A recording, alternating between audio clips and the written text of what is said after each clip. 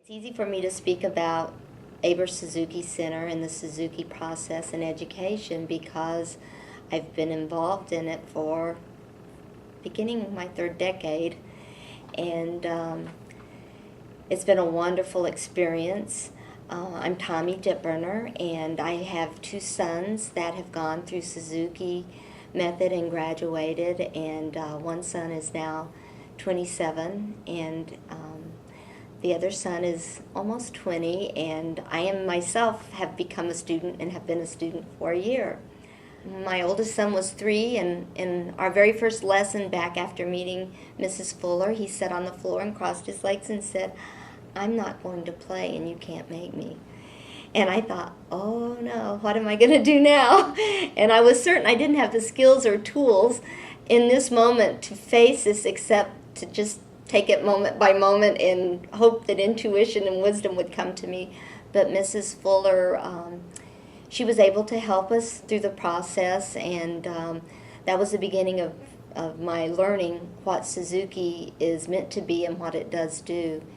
And in a community of respect, which she had on her wall, where love is deep, much can be accomplished. And I just would see those over and over, the different mottos that she had on the wall, and little by little we made gain and made steps until Wyatt was bringing his instrument and couldn't wait to show her what he had learned from week to week. And it's sort of like the success becomes its own reward. And I guess I would just say that the respect, the excellence, the authenticity, the transparency, the whole education process of Suzuki, what I came to realize was focused on bringing out the beauty, what's inside, the potential of what's inside a child. And because that's never questioned, because that's just understood,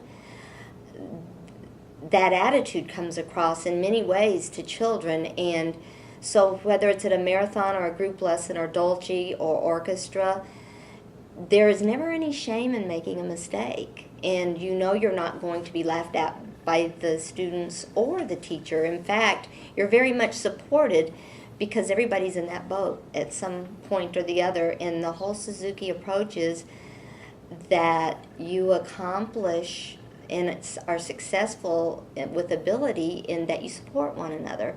So if you're competing with anyone, you're competing within your own self to strive for excellence. And there is such a rich, nurturing environment of students and teachers alike to see one another succeed and be successful and step up to the plate.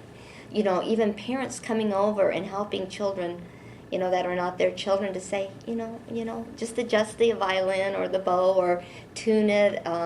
It truly is a village and a community. Suzuki very much encourages the creativity side of it through beauty versus correctness or perfection. You know, the effort is congratulated, and then beauty increases because the child is beauty focused rather than self-consciousness or, you know, an ego type of situation. And so it's changed our family dynamics, and oftentimes I've learned right alongside my children, and sometimes they teach me, and sometimes I'm able to teach them at a greater level of experience.